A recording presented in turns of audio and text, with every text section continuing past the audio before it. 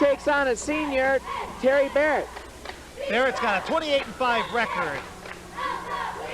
Good. He's the region champ, Terry Barrett. So TJ Fredericks representing Mound.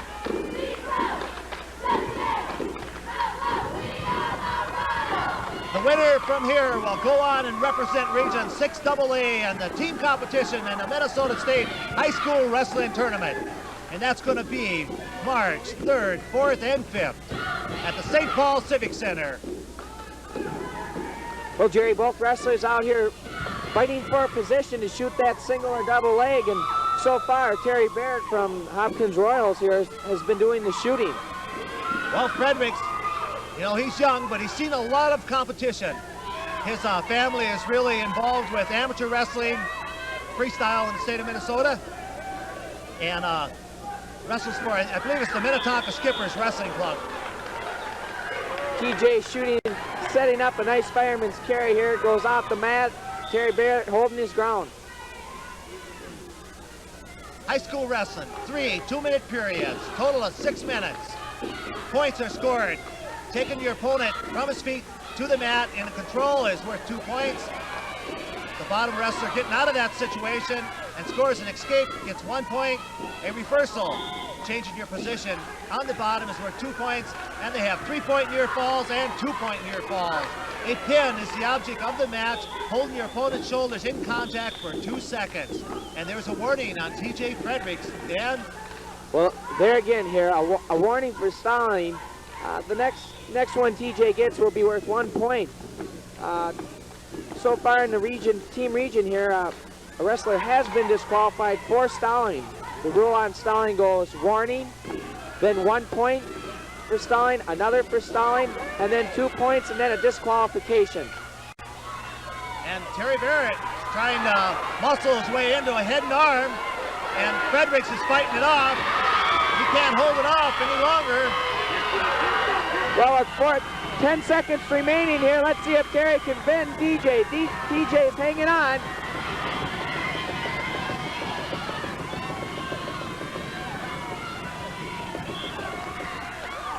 Well, 5-point cushion here for Terry Barrett, receiving 3 near fall, Jerry. 5-0 lead going into the second period. There's injury time called here. TJ Fredericks got shooken up a little bit. And a little comment from the crowd. Our officials tonight, we have Guy Jinks and Pete Veldman. Well, Jerry, I think that the crowd here is getting a little emotional. 2 officials out here on the match. Terry Barrett from the Hopkins Royals just had a tight hold on TJ Fredericks. And there's Howard Leopold, coach for Mound, talking to TJ Fredericks. The assistants are Bruce Black and Lyle Burkle for Mound, the head coach for Hopkins. Pat Silverberg, assisted by Mike Pettit and John Del Toro. Well, Jerry, here we go. The crowd's getting into it at 98-pound weight class. Probably go all the way through.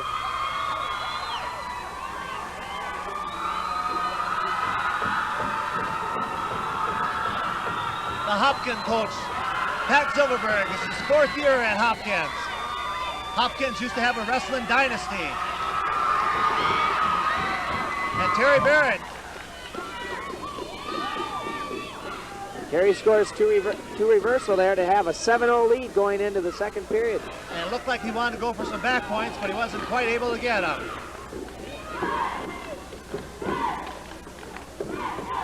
He just happened to tune us in. You're watching the Region 6AA team finals between Hopkins and Mound. This is being brought to you by the Northwest Production Club.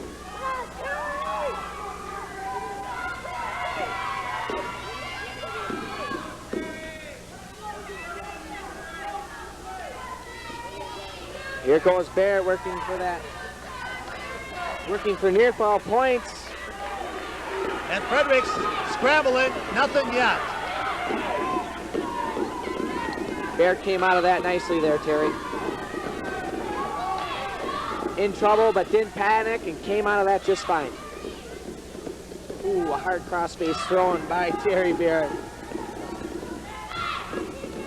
Well, he's definitely got the size and the maturity here in this match and the experience.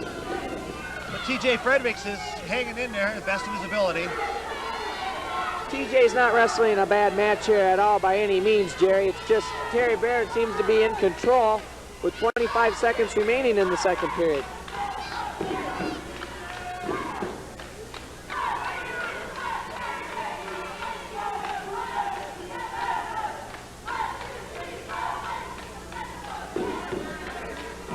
Not too much going on here. Both wrestlers just sort of making time run out here, Jerry. Well, Terry Barrett has a 7-0 lead at the end of the second period.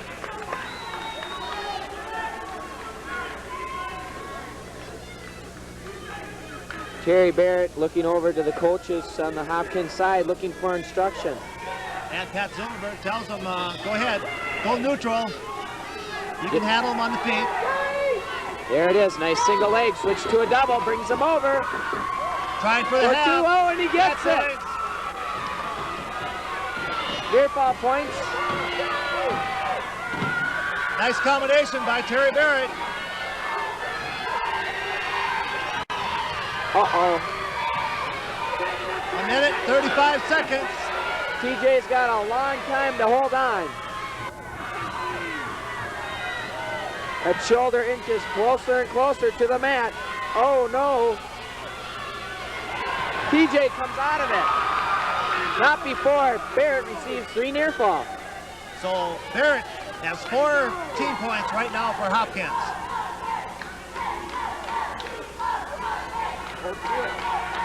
One-point escape.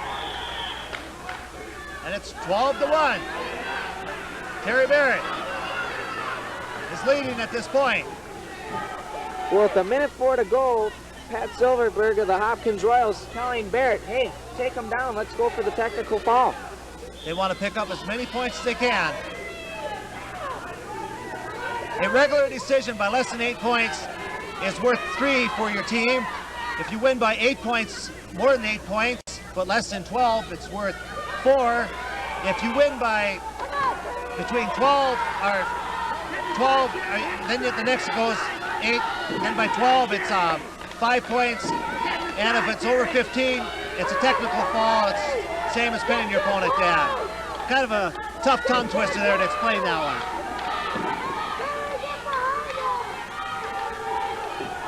Well, Jerry, I think that technical foul rule might change here in the next year.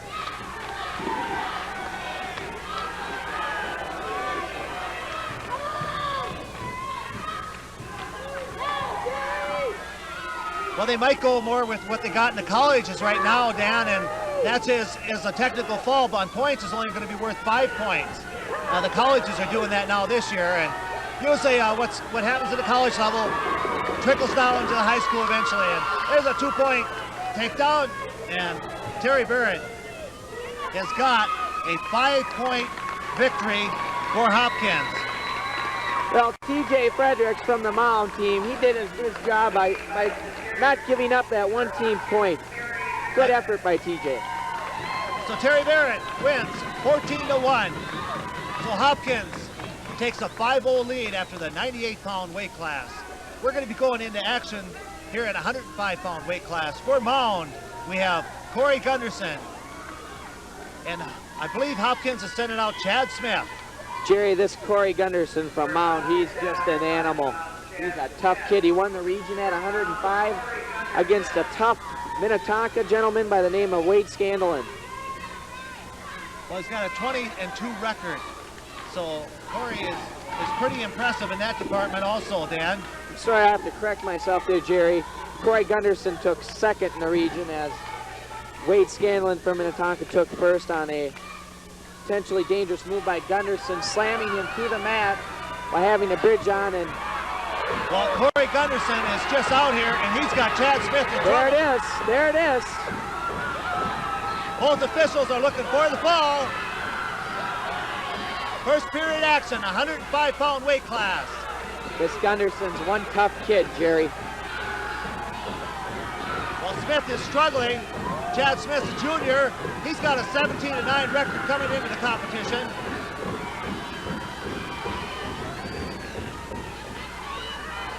It's like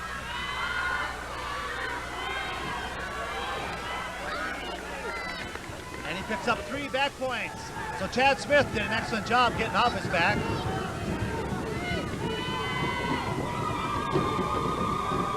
Chad's here going for a new start here, Jerry.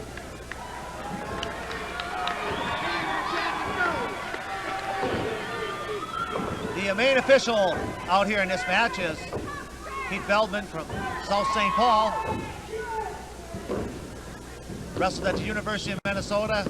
Been around wrestling a long time.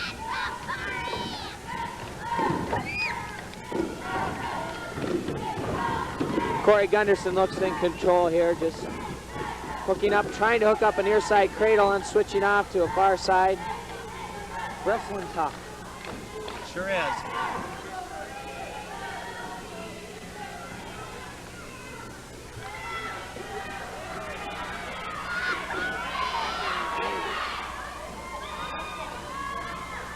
And the clock is ticking down here in the first period.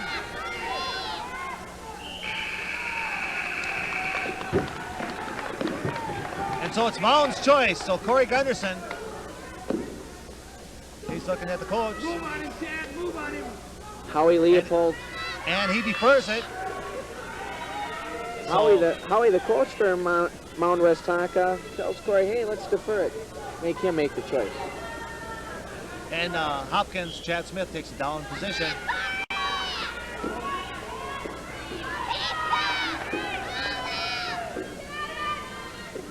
Might mention, if anybody sees this telecast before next Friday, that there's going to be a rally for amateur wrestling rally at the Capitol in St. Paul at 9:45 Friday morning, March 4th.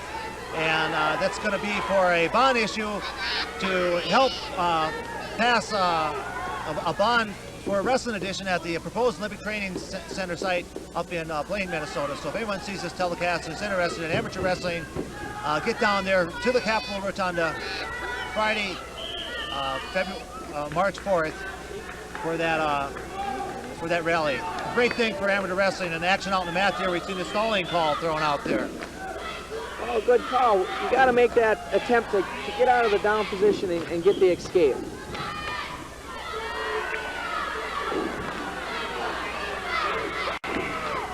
Jerry, I think it'd be a wise choice for all people watching this match to get down to that St. Paul Capitol and voice their opinion on the bond. Well, just show their support. That's all they're asking. If this bond issue should go through and the wrestling edition is put on at the Blaine complex, USA Wrestling, the national governing body for amateur wrestling in the United States, has said that they would move their headquarters here to Minneapolis for wrestling. What a big plus for Minnesota. Sure would. Minnesota would be one of the regional training centers and the main one for wrestling. Boy, Chad Smith is doing everything possible to stay off his back, and he's doing one heck of a job. Corey Gunderson is just keeping the pressure on him, just wearing him out, just moving from one thing to another. There's back points.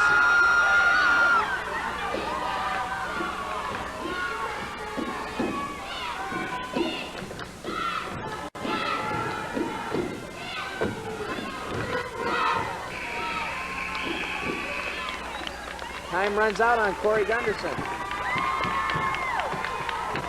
But he receives his 3 near fall to take an 8-0 lead. Okay, so now it's Gunderson's choice. And he takes the down position. But the official says, hey, you told me you wanted to stay in the up position. It's too late now. So once they make their mind, tell the official what they want, they can't change their mind, Dan. It's too late. Once you make the sign to the official, it's all over.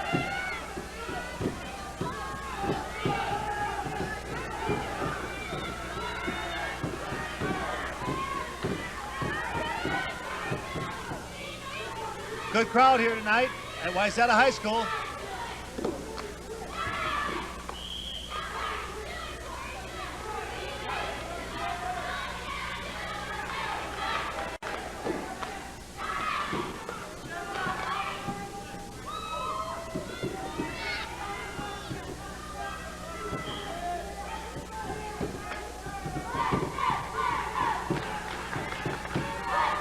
shows a lot of experience for a sophomore. Sure does, just receiving 2 now for a takedown. And Chad Smith getting 1 for an escape. Chad going for a big throw. He's got to lock up. Gunderson's not giving it up. And Corey Gunderson comes back, and he throws his own head and arm. With 50 seconds left in the third period. It looked like Chad Smith had Corey Gunderson trouble, and Corey Gunderson turned it around. Well, Corey's 2 points away, 1 point away from technical foul in Chad Smith.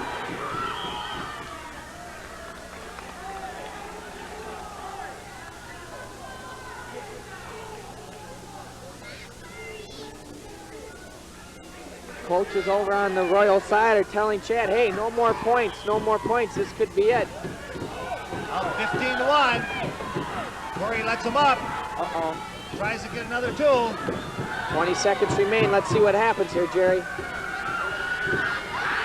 Comes out of that one. Chad comes out. 13 seconds. Gunderson has to score. The crowd gets into this one. Chad's doing his job. 4 seconds. No points yet. Oh, he gets it. So 17-2. Right as the buzzer goes off. Boy, he gets the 2 at the buzzer. Good call by the official. Corey Gunderson gets the 6 points. So that puts Mound ahead 6-5 after the 105-pound weight class. And they called it at 5:59. So that means there was 1 second left on the clock when Corey Gunderson scored that takedown. So we're moving into the 112-pound weight class. Well, here's Scott Michael for the Hopkins Royals and Jeff Castle for Mound. We got a freshman in Castle. Michael's a junior. Michael's got a 22-10 record coming in here this year, and he was a runner-up in the region individual tournament. Jeff Castle here from Mound did not place in the region tournament this year. A freshman, Scott Michael's got the experience now going for the pin. Uh-oh, oh no! He had back points, but Jeff Castle rolled out of it, popped him through. Nice move. Match score should be 5-2 at this point in favor of Scott Michael from Hopkins.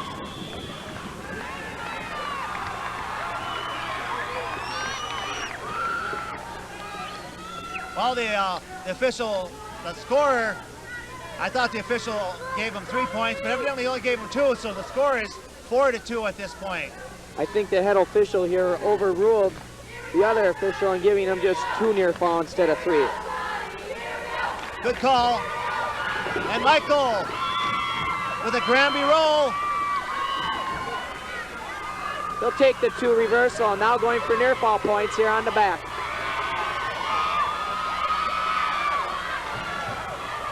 A lot of time left.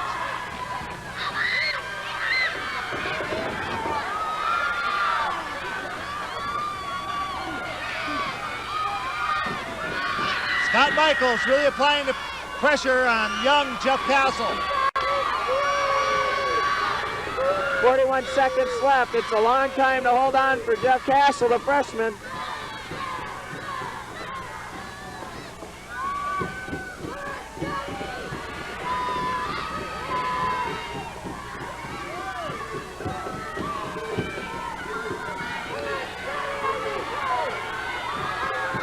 Oh, he gets out of it there, Jerry. Sure does.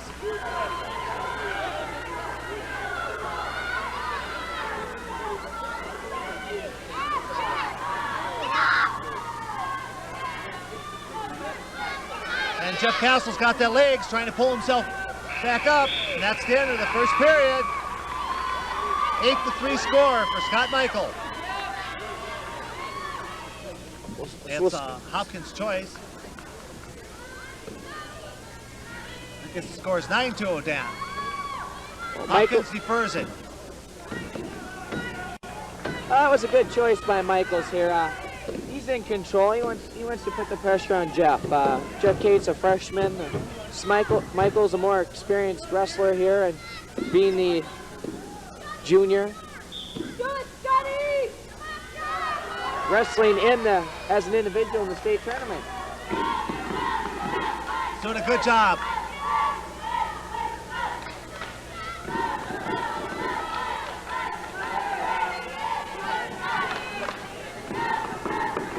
Picking up a cradle here, I think, Jerry.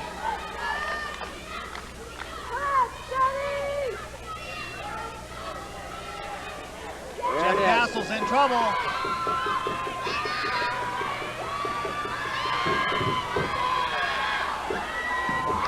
The ball.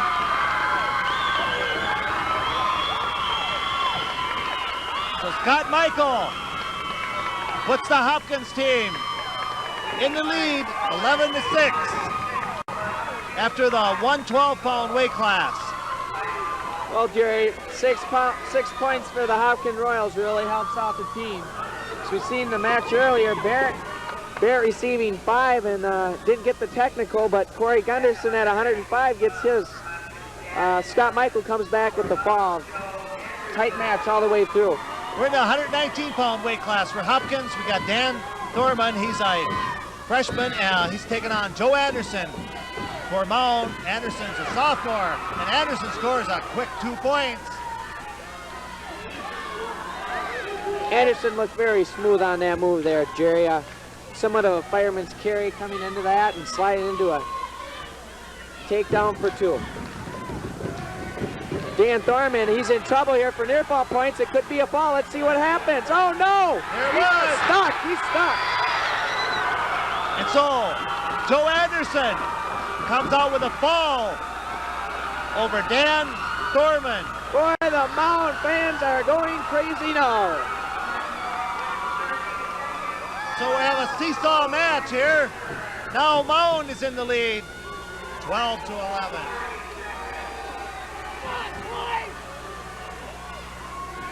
So at the 126-pound weight class for Hopkins, we have Sean Pika. And for Mound, I believe we have Darren Hopkins.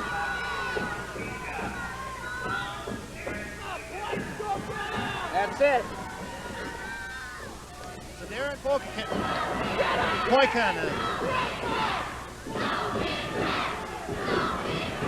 Darren's a junior.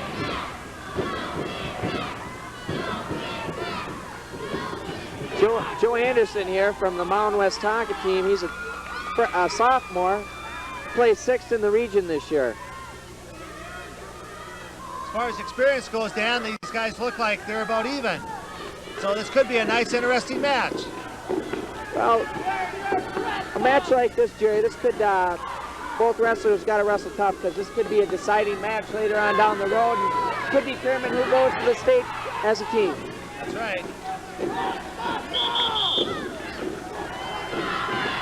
Still no score here in 126-pound first period action with Darren Poikanen going against Sean Pika for Hopkins.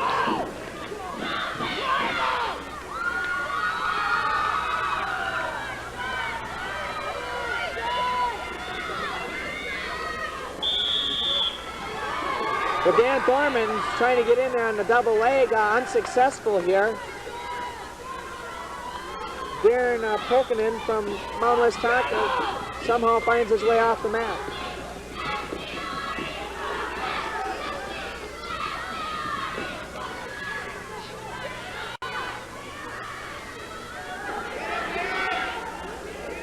Dan Thorman's really attacking here at the first period, working the singles and the doubles, trying his hardest to get the 2 for the takedown. 30 seconds left in the first period.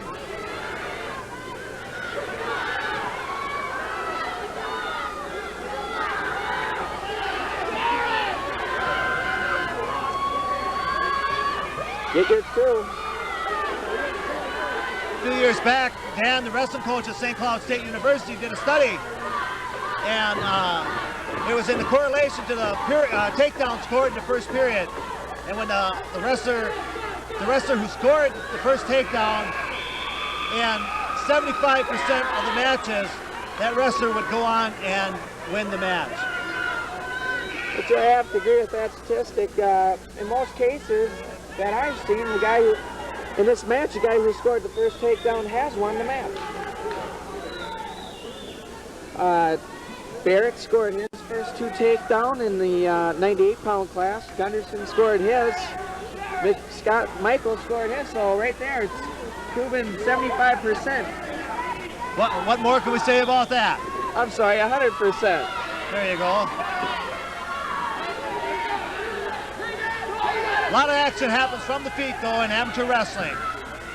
It's much more exciting to see action on the feet when there's the chance of it to go right into a fall. And we almost have back points there, but Darren Poikkanen was not able to hold Sean Pika in danger position.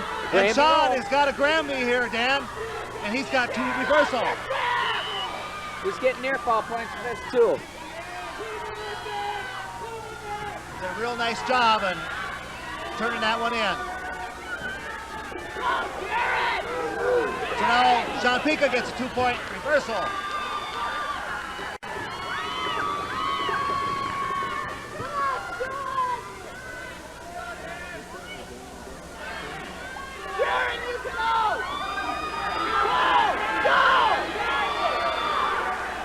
We have a clasping hands call.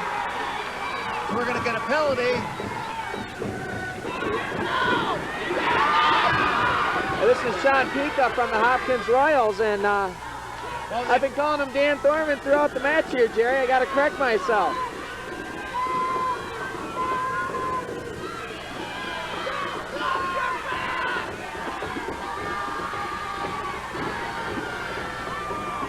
Sean Pika's got... Well, he's got his screen near fall. I think he's going for that pin here. 20 seconds remaining in the second period. Second period, he's going for it. We happen to be right in front of the Hopkins fans, and they're certainly showing their approval for Sean Pika there. He just had a flurry of points scored. After Pika got his 3 near fall, he got reversed by Darren Poikkanen, and then Sean somehow gets away for 1 point with the score 9-4 here. 4 seconds left in the second period. So we're going into the third period action. And Darren Poikkanen is trailing 9-4. Sean Pika from Hopkins is. Well, Sean's used this Granby roll here a few times in this match, and he's done a fine job with it, Jerry. He scored his big points with it. And Poikkanen comes back, scores 2, closes the match within 3 now. Boy, it's been a seesaw match. Back and forth.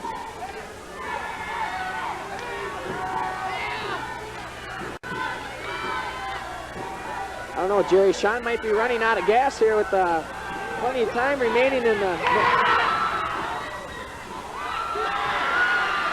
There's no change of control yet. Nothing yet. He gave him 2 near fall. That they did. 1 point difference in the match at this point now.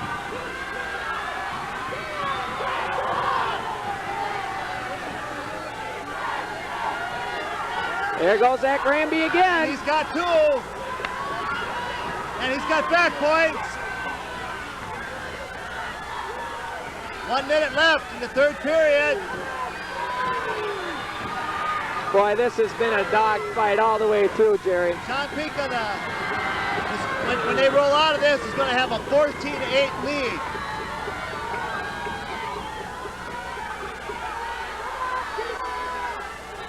He changes his position. He's going for the fall, Dan. 36 seconds remaining, a long time. Let's see if he can hold on.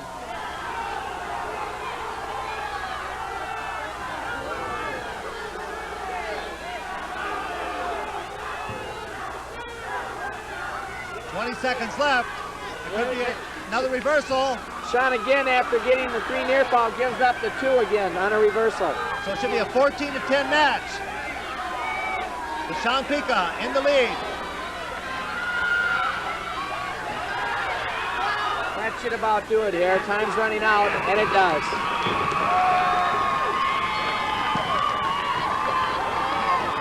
So Hopkins picks up 3, and they pull into the lead, 14-12. Well, in our next match, Hopkins pulls out one of their aces in the hole, a guy by the name of Ron McClure. And he's going to be going against Chad Berkey from Mound.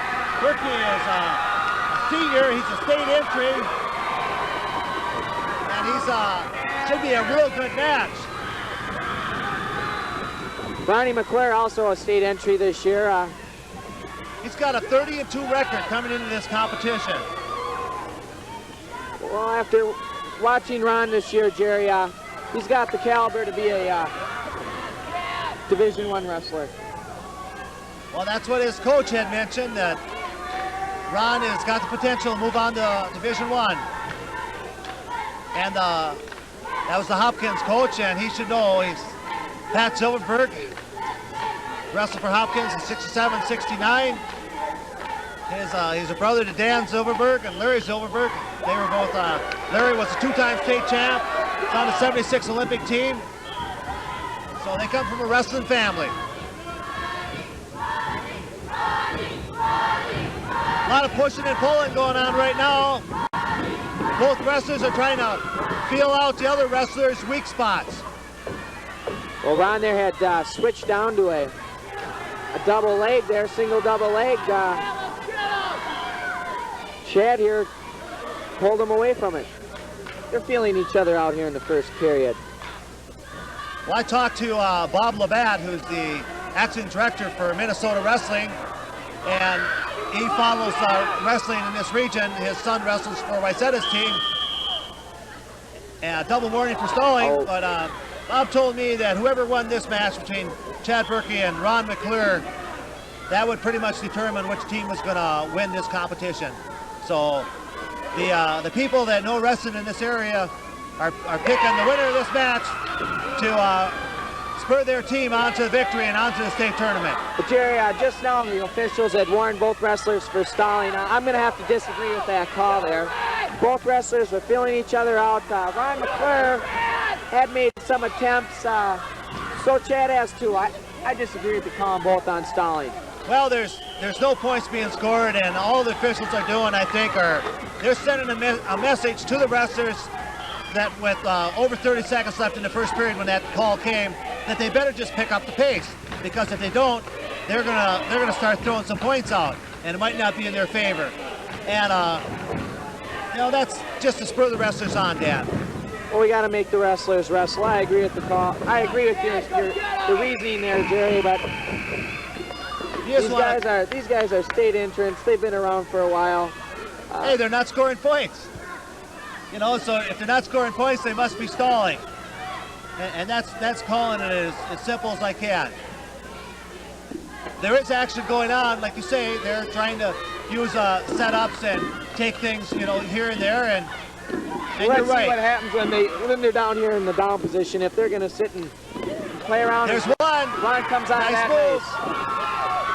Okay, Jay, let's see what they do on the feet here. There's a shot by Ron. Well, they've already been warned, so now they both know they got to pick up the pace.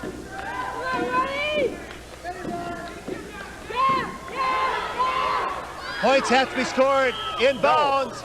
Off the mat. Good call by the official. Right, Royal action. fans don't agree with that. Action did go out of bounds for a second. Court came back in, and the whistle was blown.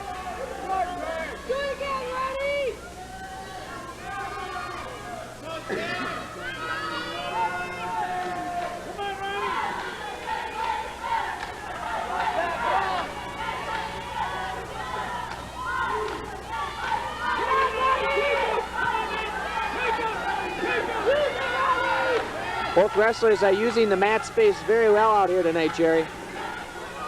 They know where they are, and if they get in trouble, they know where the edge is. Well, they're both experienced. They've been around a while. Ron's really working hard out there. Ron McClure from Hopkins. He's really working hard. There's that stalling call I was looking for. That's right. Chad Berkey just wasn't being aggressive enough. He was backing up quite a bit. There's a throw. He's got McClure.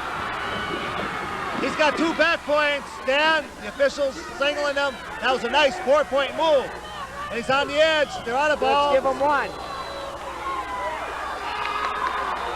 Did he give him a 2-point? He gives him 2 reversal, 2 near fall, and Ron gets nothing on the off the mat call. So the score is 4 to. So it was 2 takedown, 2 near fall, and no reversal at the end. So it's 4 to 2. So nice move by Chad Berkey. Oh, super move, super move. He took the chance. He got warned for stalling. He got the point, and he said, okay, I'm going to wrestle, and he did his job. Ron here's got to get away with 21 seconds remaining. See if he can do it.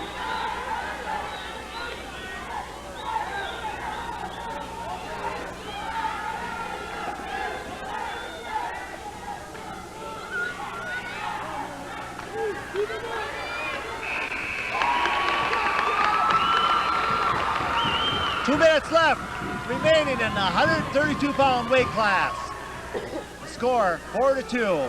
Ron McClure from Hopkins is trailing at this point. Chad Berkey from Mound is in the down position. Chad's going to be going for the escape, Dan, trying to open up that margin a little bit. Well, Ron lets him go. He just gave him one. Ron feels that he can come back on the feet and make up that 3-point difference. Well, if Ron takes him down here, he might be going for the tie, Jerry. Takes him down. He's down by 3. Here it comes. Nice takedown. Is he going to ride him out, or is he going to try for the tie? Let's see what happens. A lot of time left, minute 40 in the 3rd period. If he can't turn him, he'll probably let him up with a minute left. Okay, so we've got 30 seconds to see what he does here. Agree with your prediction. I think Ron's going to let him go here. And the official calls a stalemate. Neither wrestler can improve his position without endangering himself, and the official broke it. Well, here we go. Royals coach is over there telling Ron, hey, let him go. Let him go. So let's see what he does. Yes, he's going to let him go. Well, the coaches know he can take him on the feet. A lot of time left.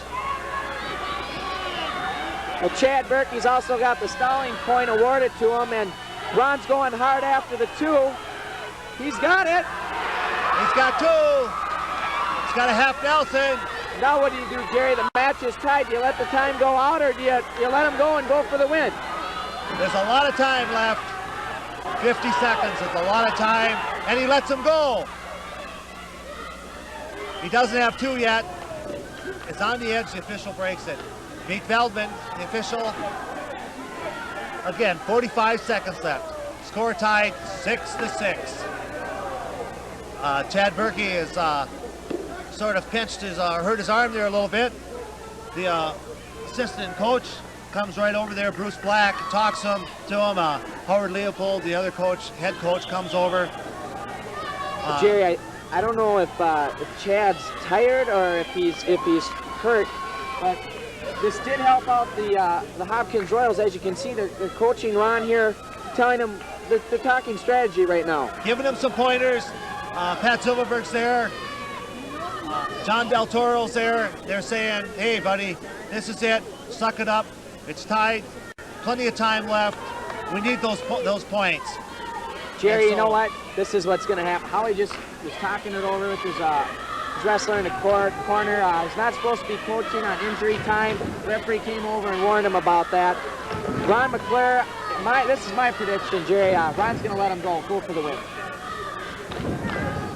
Well, I believe they are on their feet right now when they come back in the center.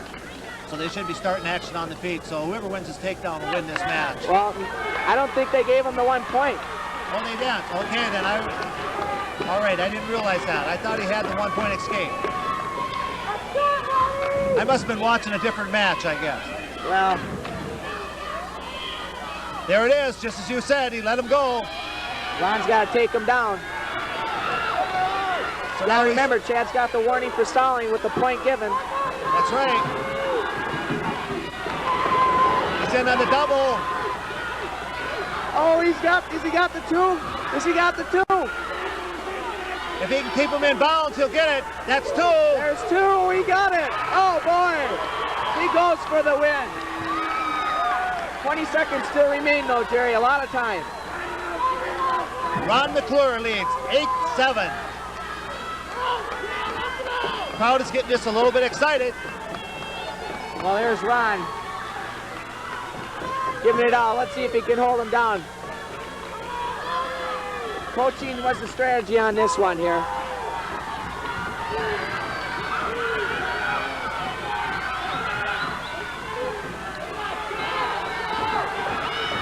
Referee really being cautious about the stalling, clasping. Oh no! He got the one escape with 2 seconds left to tie the score.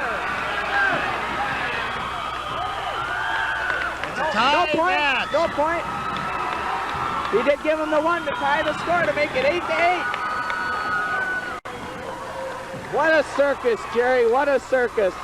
So Hopkins stays 2 points, or 4 points ahead. It's 16-14.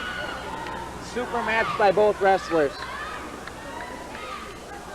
So we go into the 138-pound weight class.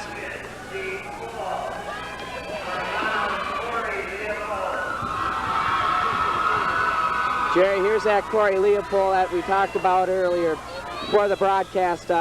State entrant the last 3 years, region champ this year. Third in state. Good match here. Yes. Corey's a tough wrestler. Corey's third trip to the state tournament.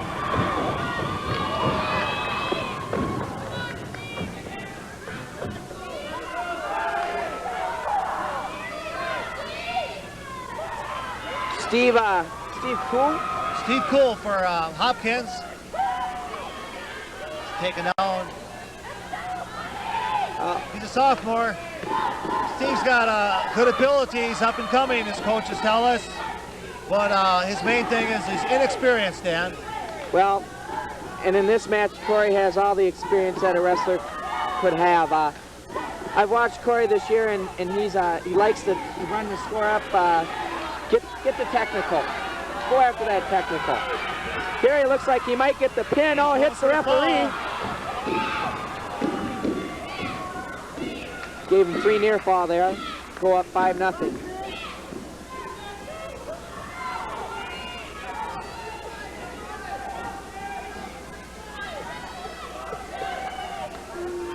There's Leopold working again for near fall points and receiving them.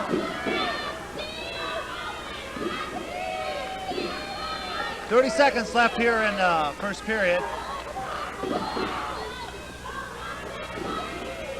Referee warning about the potentially dangerous move on the arm of Steve Koo. Officials warning him, telling him don't take it past that 90-degree angle or we'll penalize you. Tell him again, don't do that. And Corey's doing what he has to do. Corey being aware of how much time's left, going to let the time run out here in the first period with the score 8-0. Good first period by Corey Leopold.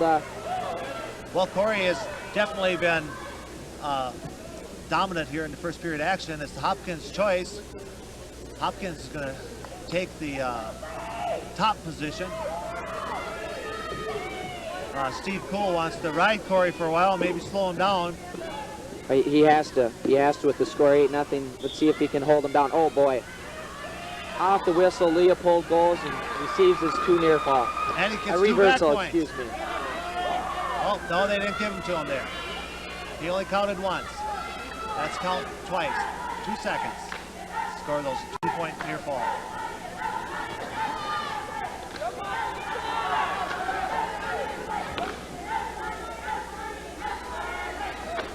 Corey working the half. Now he's half in post. Comes out of that one, reverses it.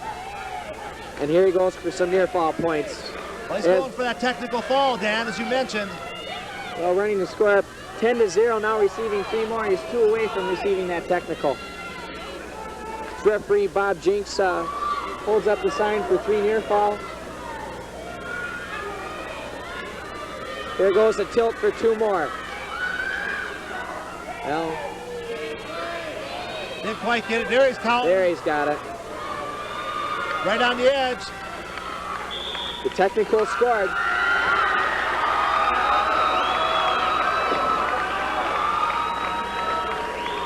(16-0), Corey Leopold scoring that technical foul.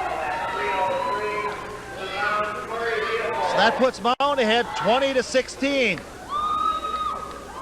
So, not a bad match for Corey. We go into the 145-pound weight class. Sharon Jackson for Mound. And he should be going against Jason Sweck.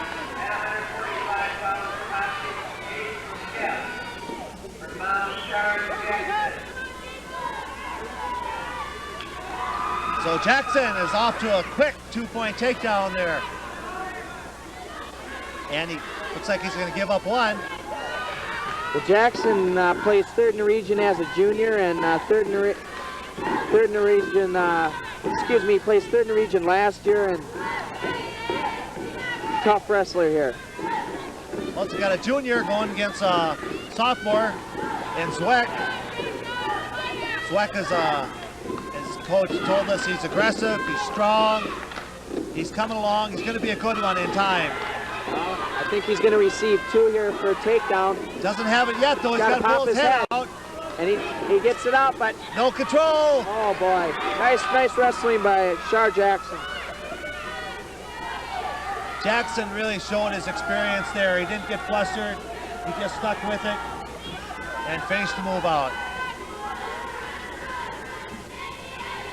Came up with the 2 points. Calm, cool, and collective there, Jerry.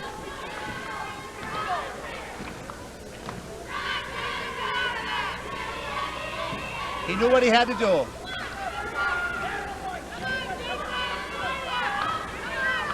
"40 seconds left in this first period.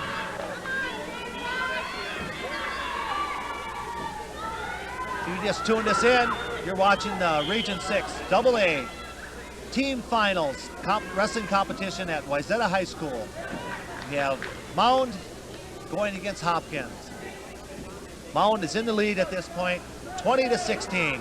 The winner of this competition will advance to the Minnesota State High School Wrestling Tournament and represent Region 6 AA in the team wrestling competition. It's going to be a great year for wrestling in the state of Minnesota, Dan. They plan on putting 8 hours of television coverage on Channel 23. They plan on starting with the team finals at 2 o'clock in the afternoon and finish up with the individual finals and go all the way through till 10 o'clock at night. Jerry. Some best of luck on their endeavor there. Well, Channel 23 is doing the sport of wrestling a big favor in televising the sport and making the public become aware of what goes on in the sport of wrestling. We have a little timeout here in the mat. Pat Silverberg calls the officials over for an interpretation. Getting back to 23, what has happened is 23 for the first time has agreed to do wrestling because they wanted something different. And it just so happened that the high school league had awarded the broadcast rights to a producer from Virginia, Minnesota. And so Channel 23 went ahead and sold all the airtime. And so basically they're allowing the high school league to use their TV channel for free.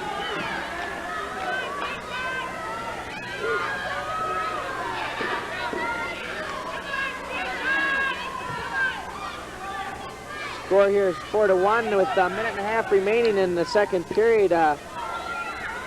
Jason Sweck of Hopkins just being reversed.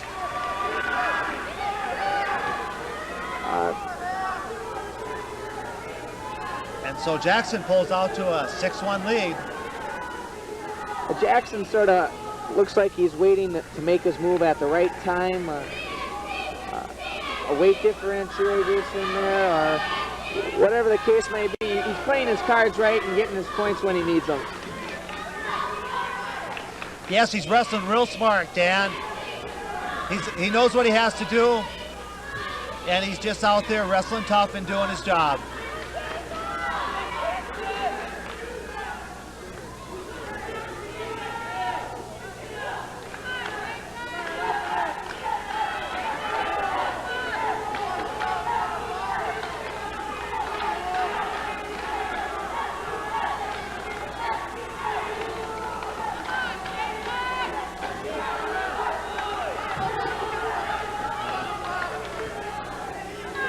Well, 10 seconds remaining here in the second period. The score is 6-1.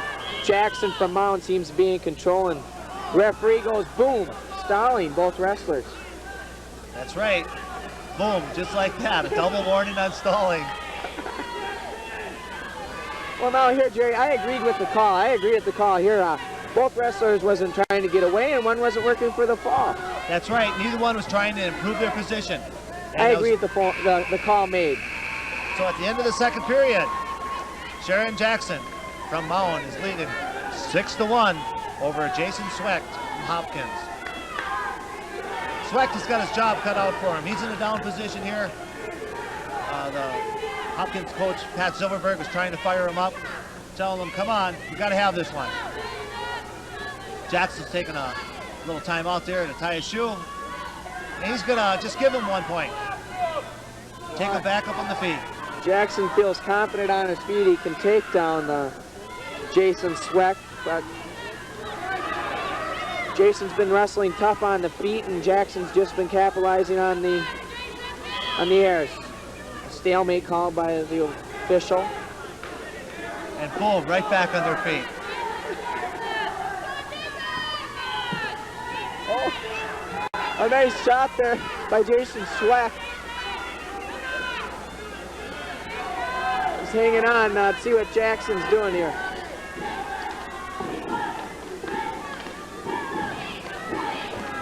Well, they're close, but nothing yet. Stalemate again.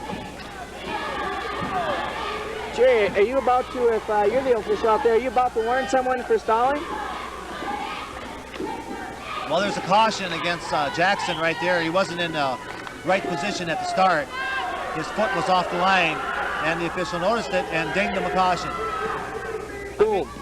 That's right. No, I don't think I would be. Both wrestlers are trying to do something here. It's a tough call on the official's part here if he's going to warn someone for stalling. Jackson tries a little throw there. He misses it. Comes back through with it though and scores 2. He's going for the guillotine. Potentially dangerous. The hold is broken. There's a shot of Jackson looking over at his coaches, Howie Leopold, getting instructions on what to do with his opponent, Jason Sweck. Well, 44 seconds left, and he's got a 6-point lead, and Coach Leopold would certainly love to have Jackson bring him an extra team point there, and there's the stalling. So now all he needs is 1 point. An escape and a takedown would do it, or 2 points for a near fall. Well, as it stands right now, with the win going to Mound, they have a 7-point lead going into the match of 155 pounds. Is he going to get the 10 seconds? Officials down looking for back points. Not much happening here, Jerry. So it's going to be 9-2 for Sharon Jackson. After the 145-pound match, Mound is in the lead, 23-16. 155-pound action. Chris Prattley from Mound going against Gary Thompson from Hopkins. First period action, no score.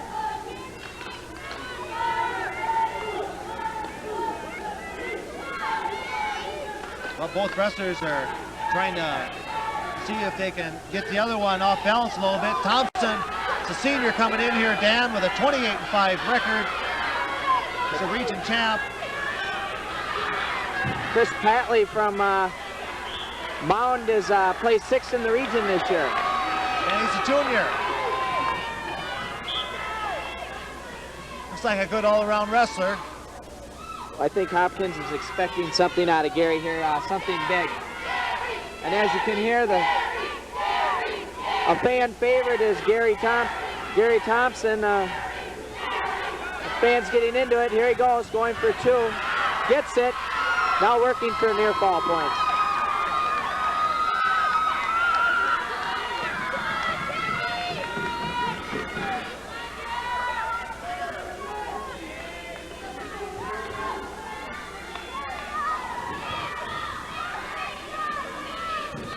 Well, trailing by 7, Hopkins is going to have to get some big points on the board here. And their man's on the mat that can do it, Gary Thompson.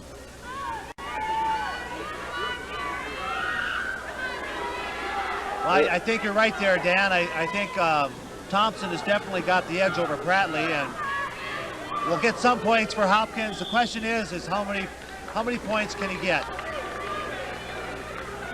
Well, Jerry, I think anything under 6 that Chris Pratley here can hold off is a win for Mound. The way Hopkins team has been expecting 6 out of Gary all along. He's a tough wrestler, and he's one of their big guns.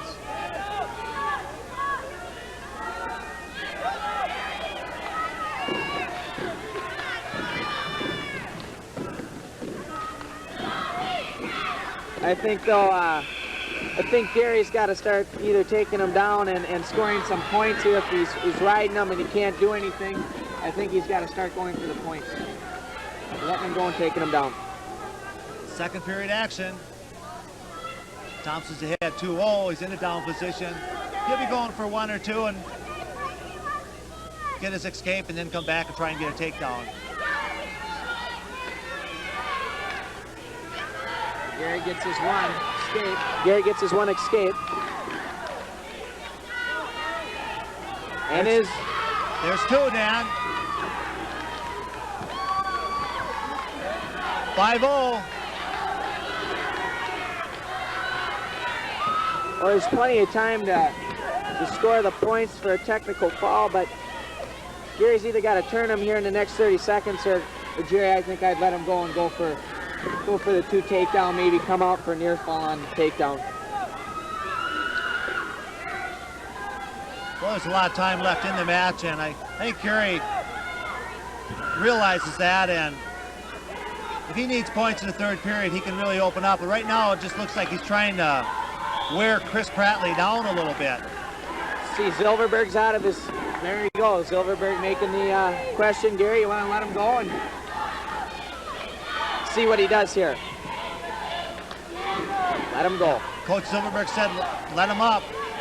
7 seconds left. I think Silverberg realizes he's got to get at least more than 3 out of this one. He's in on the double. Nothing yet. Sort of a wild scramble there, Dan. That's what makes wrestling so exciting on the feet. Anything can happen. You bet. Oh. Gary's got to get his head free. 38 seconds remaining here. Gary's got to get his 2. Ankle pick.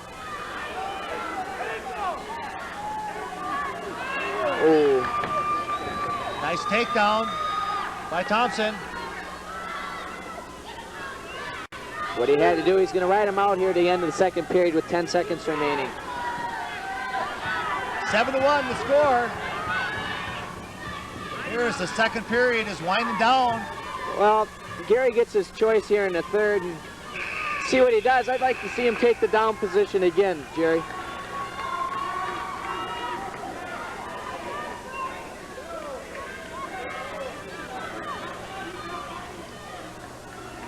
Well, Chris Pratley's going to take the down position. I guess it was his choice. And Thompson probably do the same thing. Just let him go and try and take him back down. There he gets a nice, sucks up a nice single leg. Let's see if he can finish it. So he got his one. He's coming back for two. Oh, doesn't get it.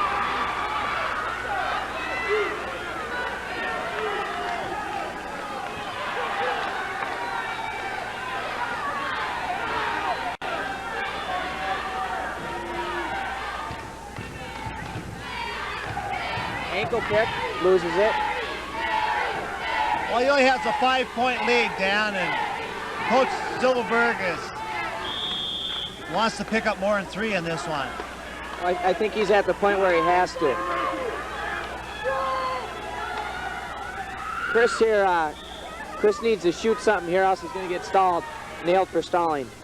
He shoots as he had to do. Now Gary's does it, pancakes him, receives 2, and now he's collecting his ball. This could be a oh no, that's it!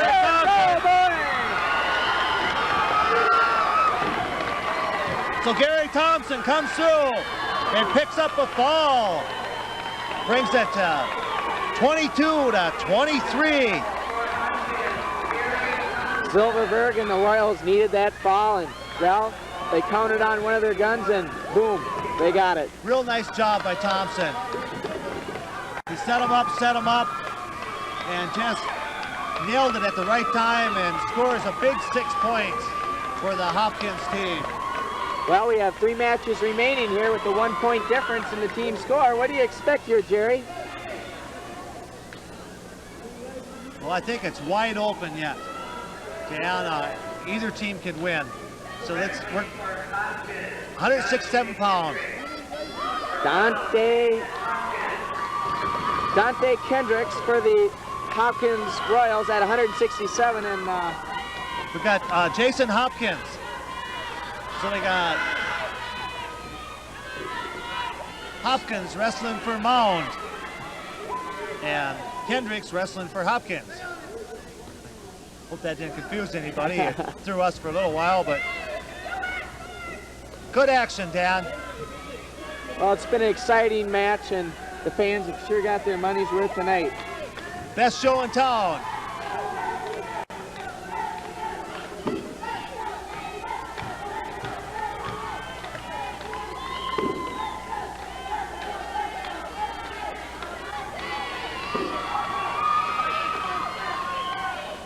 There's a good shot of the crowd there, getting into it.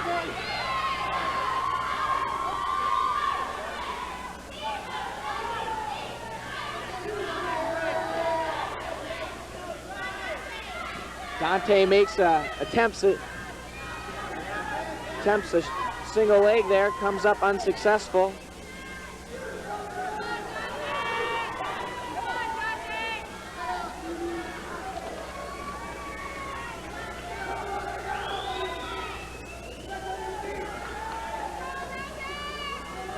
Jason Hopkins from Mound. See, are we going to get stalling here? No, off the mat. Well, we've got a little excitement here in the crowd. I think it's Crazy George Jr. running around here. Well, there it is, a warning for stalling on Dante Hendricks. Well, Dante is a junior. He's had a 2011 3 record coming into the competition here.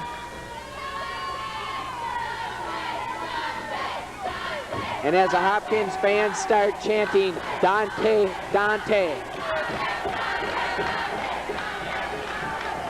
Not much going on here, Jerry. Well, they're just letting the first period wind down. There's a shot of the fans there getting into the match, and period runs out. Time runs out in the first period. There's a shot of Jason Hopkins. 0-0 at the end of the first period. Again, this production is being brought to you by the Northwest Production Club, serving the Northwest suburbs. Team score is Hopkins 23 and Mound 22 in the 167-pound weight class. Second period action.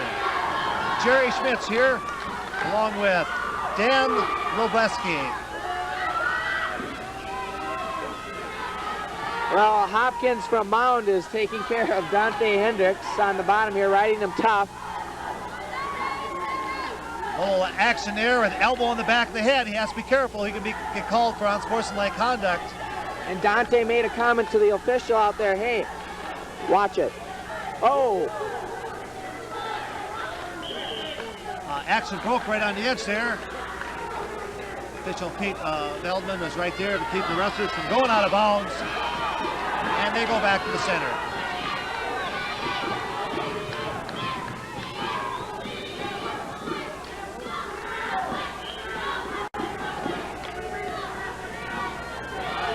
I'd like to thank the tournament director here at Wayzata High School and a lot of the other people that helped put this Region 6 AA wrestling tournament together.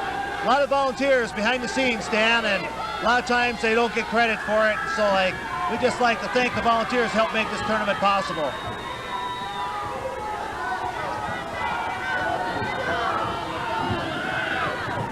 It's nice to see people care about the sport of wrestling, and the Northwest Production Club to come on out and film this Region 6 AA final tournament. Like to add, if anyone would be interested in becoming part of the Northwest Production Club, call 533-8196 for more information. What's that number, Jerry? 533-8196.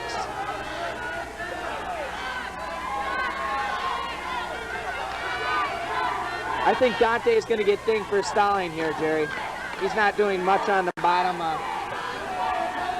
That's right. I think it's time. The fans are yelling it. 37 seconds left here in the second period. You know, Dan, we should come up with a little slogan for the Northwest Production Club. Used to be, I think, Easy Rider would say, have gas well traveled. We could say, have event well filmed. Sounds good to me. And there's that stalling point. There it is. So. Oh no, oh no, oh no. Could be back points. Jason Hopkins picks up a 1 point for Dante Kendricks being penalized for stalling, but there's no back points on that. Boy, Dante got lucky there. Looked like he was flat, ready to slap the mat, and didn't last 2 seconds and came out of it for no near fall points given to Hopkins. Dante got lucky. Jason Hopkins was questioning the official saying, come on, ref. Give me two. That's right. Give me two. Come on, I worked for it, give me two. And the official says, no way, you got to hold them in control, and you didn't do that. Well, I think both wrestlers got to be careful there, Jerry, on how much they do say to the referee. The official's always right, and it doesn't matter what you say. They're not going to change their position on their call. And Jason Hopkins comes back with a real nice, crucial 2-point reversal, and he's leading this match 3-0 at this point. Well, and here's Crazy George Jr. getting the crowd going again here. I guess it's pretty. Here's Zilverberg, a shot of Zilverberg watching the match. And there goes Crazy George Jr. Yes, he's getting the crowd fired up. There he is. There he is. That must be the main ringleader for the Mound High School pep band, or pep club, I guess. Getting the crowd fired up. Another point for stalling on Dante Kendricks. Dante's got to be real careful here, Jerry. He's been warned once, and then 2 for points. And there's the Hopkins coach is telling him, hey, stay with it. We got to have you fired up. Dante, if you don't, boom, 2 more for stalling.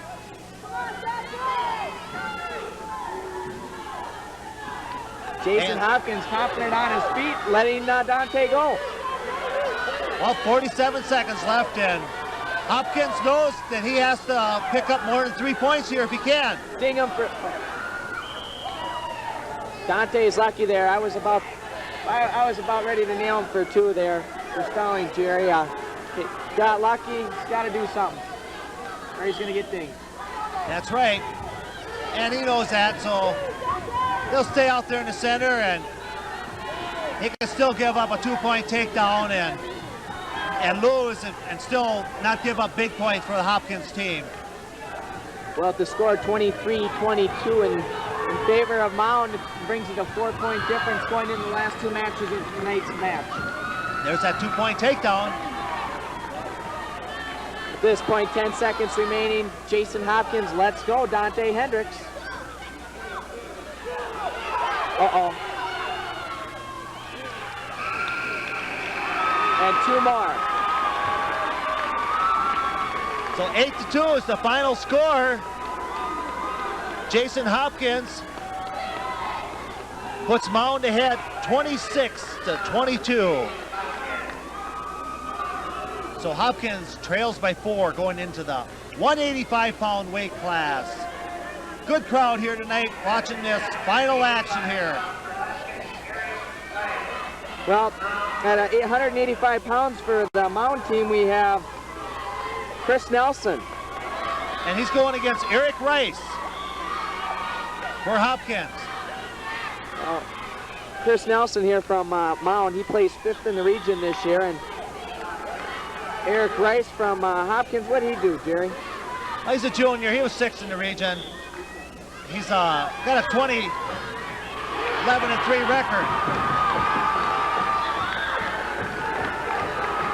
Well, again, Jerry, if Mound wins this match, it's all over. Mound will be taking their trip to the state tournament. The pressure's on Eric Rice. He's got to do it, and the crowd gets into it.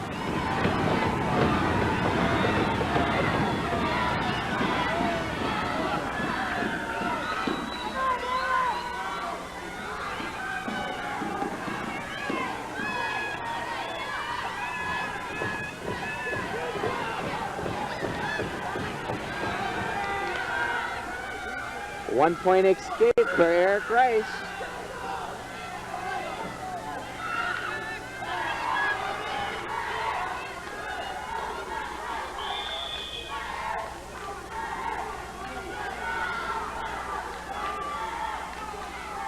Well, the pace is going pretty fast here. We have an injury timeout.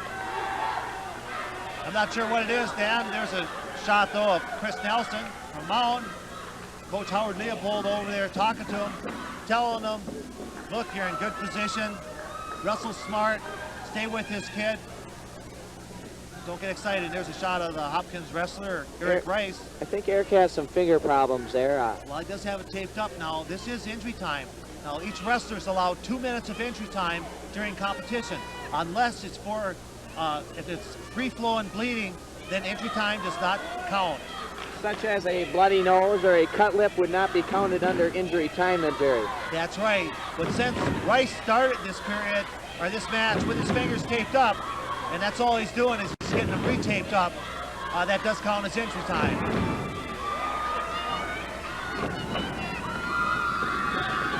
Well, we might get a shot of Little Red, the Mound pep leader here in a little bit. I see him over there warming up, Dan. I think he's going to make another run. Looks like he's going to try and get a wave going here at the Wayzata High School Gymnasium for the Region 6AA Team Finals. Well, Crazy George Jr., he sure has a chance. He's got a big crowd here tonight. Crazy George could have done it better. And there's a warning against Eric Rice for Hopkins. Stalling. Stalling. He dinged him, just like that.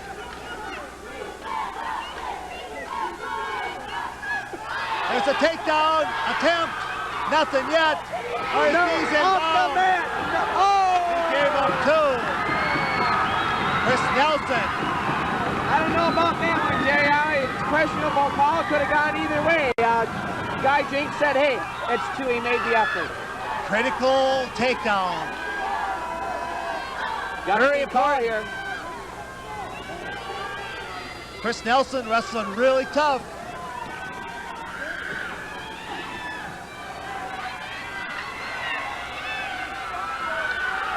Eric receives 1 for the escape.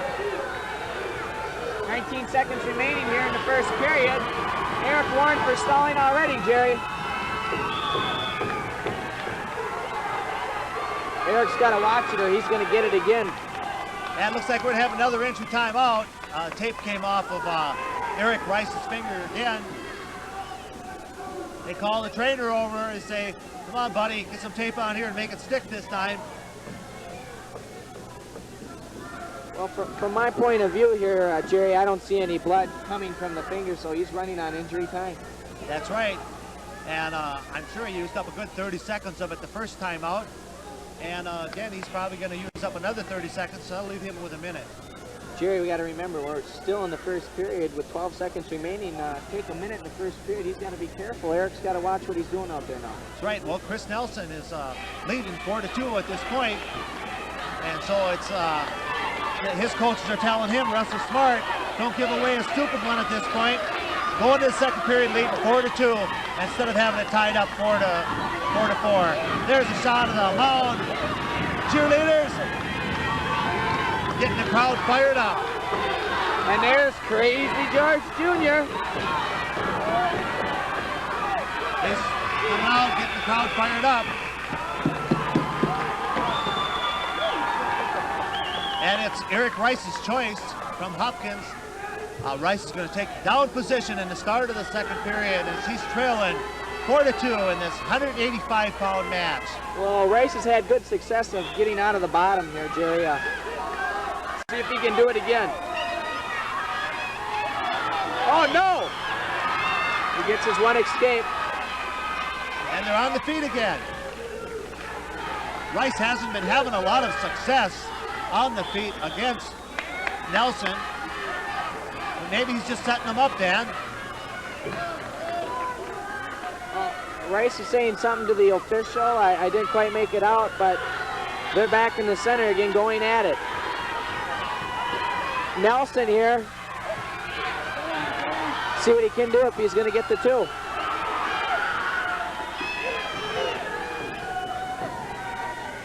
Plenty of time here in the second period with a minute and a half to go. Oh, off the mat, no points. That Rice is trying to make his comeback, Jerry. That's right. That was a real nice setup. There's a good shot of Chris Nelson from Mound. Back to the center circle.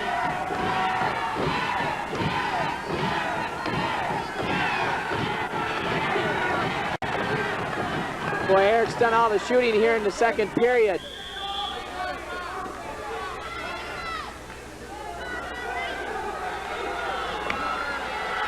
Four to three here, Jerry. Eric Rice keeps complaining about a shoulder injury now. Well, Rice is having a tough time out there, and it looks like he does have a few injuries. Here we go. We might get a stalling here on Chris Nelson of Mound. He's not wrestling really aggressive. 55 seconds left. Let's see if Guy Jinks stings him for stalling.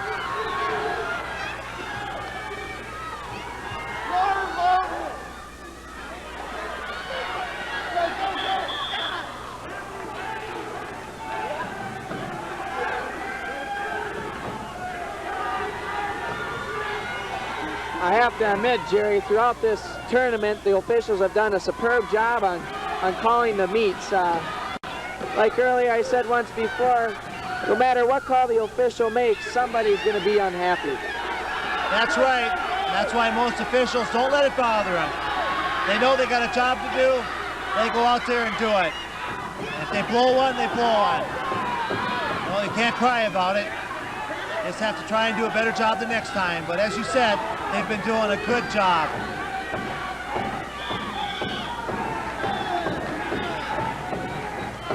"12 seconds left, second period action. 4-3 score.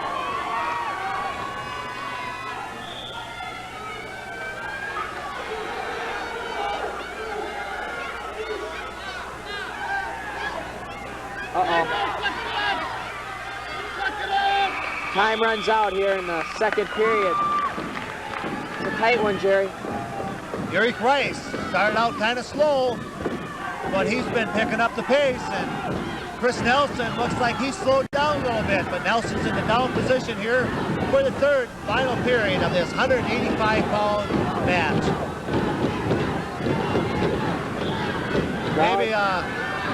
maybe the people can hear the fans. Well, Nelson does his job and gets his one to get the 2-point lead. Now there's Eric Nelson shooting in for about the 7th, 8th time here.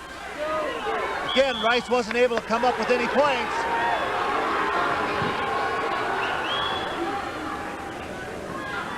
Jerry, it's a do or die situation right here. Rice has got to get the 2 takedown.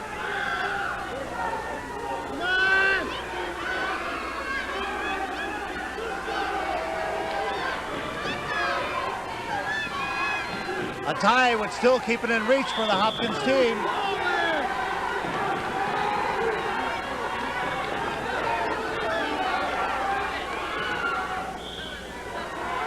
That would bring it down to the heavyweights.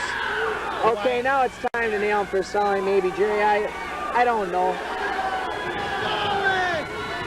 The crowd seems to think so. Well, not much action is happening.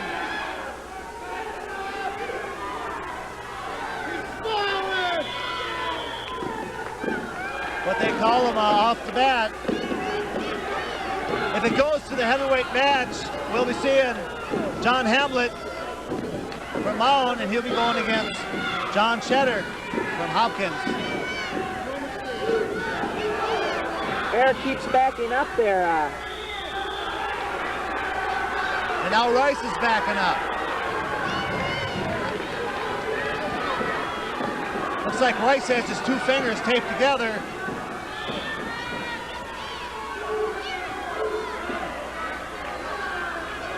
Well, I tell you what, Jerry, Chris Nelson started to make some attempts here in the 3rd period to get the takedown. There might be a stalling here coming pretty quick. The officials are looking at each other, and Pete Feldman is nodding his head saying, hey, if he doesn't do something, nail him. He's backing up. It's the 3rd time. There it is. That's 1 point for Mound. Chris Nelson. It's all over. Goes ahead, 6-3. The Mound fans love it. Eric Rice has got to shoot for the takedown. He's got to go for it, Jerry. He just isn't making the attempt.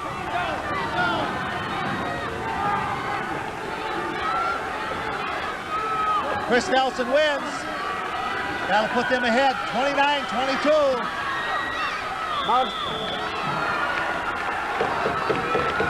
And they'll put the match out of reach for Hopkins.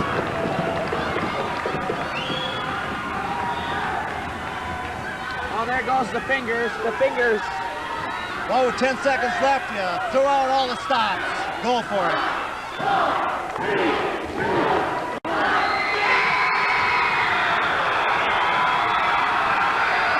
Mound goes to the state tournament. The final score, 6-3. Chris Nelson over Eric Rice. So now we're going into the heavyweight match. The crowd erupts there as Mound is going to the state tournament. And Mound leads 29-22 over Hopkins. There's no way Hopkins can come back.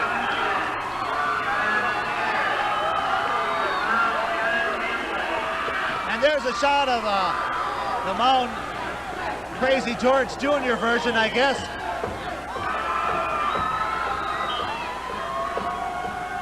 Bad that there has to be a winner and a loser, but you know what, Jerry?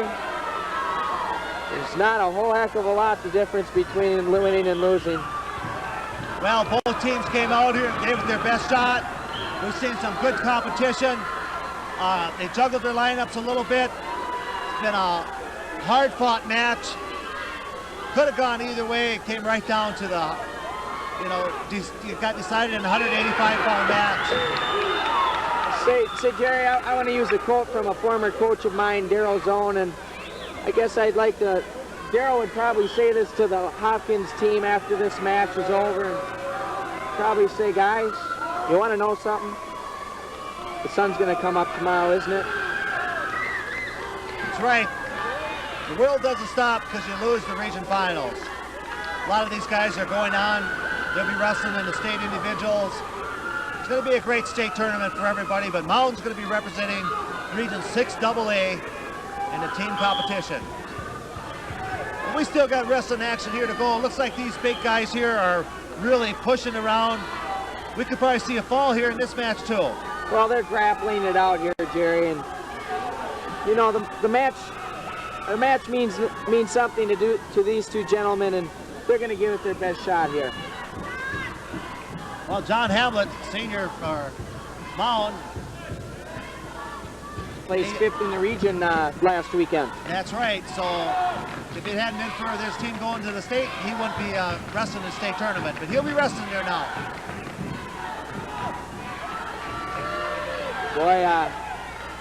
Boy, both wrestlers are doing a heck of a job. Oh, there we go. Hopkins gets 2 takedowns. John Cheddar scoring 2.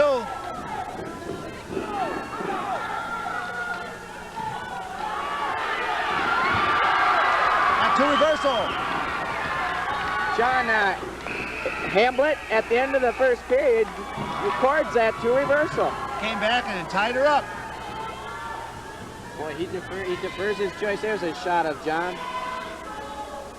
Fixing his headgear there.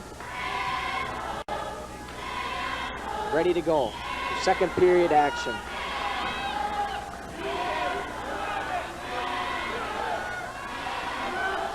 In this particular heavyweight match, Dan, I think just about anything could happen.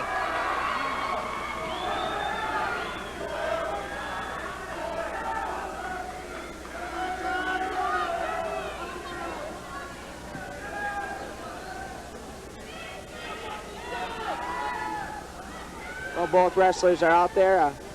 John Hamlet from Mound is working for the near fall, needed to score points, and Cheddar comes out of it though, was going to his back and came out of that one nicely. Real nice attempt by John Hamlet.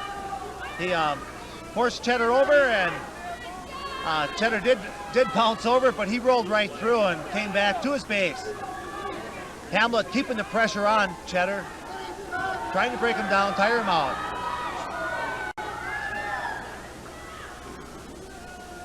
Oh, and there goes that Granby roll again. Hopkins is set up real nice here. Looks like he's in good position. And yes, he is. He takes the fall.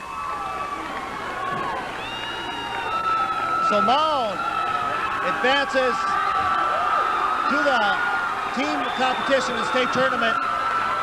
29-28 winner over Hopkins. To recap it, Dan. TJ Fredericks came out and gave up 5 points to Terry Barrett at 98. Corey Gunderson came back for Mound. They won. That point is 6-5.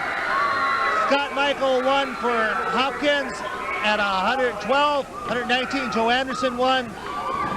Darren Poikinen, decision Sean Pika, 14-10. And then Chad Berkey and Ron McClure tied. Corey Leopold came out with a big fall, or technical fall. Sharon Jackson won 9-2. Gary Thompson won with a fall for Hopkins. Then Jason Hopkins came back for Mound, 8-2, put the team score at 26-22. Chris Nelson won 6-3 over Eric Rice in a 185-pound match, and John Hamlet lost to a fall to John Cheddar. A good match, Dan. Hi, Jerry Schmitz here with Howard Leopold, head coach from Mound. Congratulations, Howard. You're going to the state tournament. Well, thank you very much. We're really excited here out in Mound. Well, when is the last time Mound was in a state tournament? Well, they didn't have the team concept, but Mound won the state tournament in 46 was the last time with Harry Bacchus was the wrestling coach then. But they 1946, and now they're back in 1988. Yes, right. What did you tell the guys after that semifinal win over Jefferson in between rounds? I said it's just like a state tournament meet with the boys that are in there. They have to wrestle 2 matches, and they have to win both of them, and they did that tonight.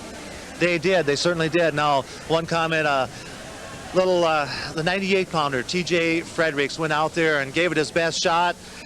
Certainly, he's got a bright future ahead of them. Overall team effort, I thought, what other wrestlers did you feel came in with some good performances? Well, the key matches were at 132, Bierke against McClure, and that was a tie. Excellent match. Both of them wrestled excellent. And another key match was when they shoved Rice up to 67 and or 85, excuse me, and then our 85-pounder won that match to put it away. That's right. He did put it away in a 185-pound match. Now, who are you going to be going against in first-round competition at state tournament? We'll wrestle Region 8 AA, and I don't know who's, they're wrestling tonight also. Okay, so on to the state meet here for the Mound Wrestling team.